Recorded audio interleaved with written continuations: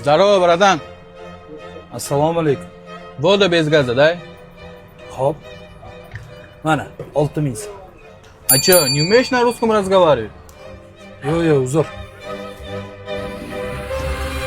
Assalomu alaykum, aka. Здравствуйте. Dastavka sizgami-da? Да, мне. А чё так долго? Yo'lda ozgina probka ekan, aka, mana dastavkasi. А чё на русском не отвечаешь? Ты обязан на русском языке общаться с клиентами. Xo'p. Hujjatlaringiz ko'rib chiqdim. Bizaga ish boshqaruvchilik lavozimiga to'g'ri kelar ekansiz. Faqat rus tilida gaplasha olaysizmi? Yo'q, aka, faqat shu rus tilida gaplasha olmayman-da. Men afsus. Agar rus tilini bilganingizda, sizni hozir ishga qabul qilgan bo'lardik.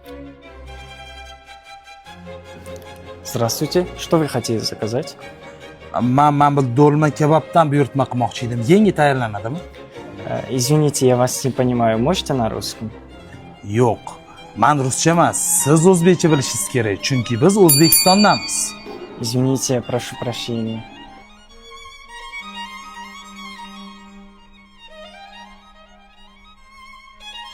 Haqiqatdan ham farzandlarimizni rus bog'cha maktablariga berishga majbur bo'lmoqdamiz.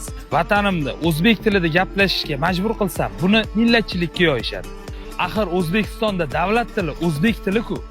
To'g'ri, til o'rganish albatta kerak va siz bu bilim bilan xorijga chiqib o'z ishingizni bitirishingiz mumkin. Biz bunga qarshi emasmiz, lekin o'zimizni hurmat qilishni avvalo tilimizdan boshlasak, bunga nima deysiz? Mani elim, ellatim, oyginidagi go'zal axloq degan libosi bor millatim.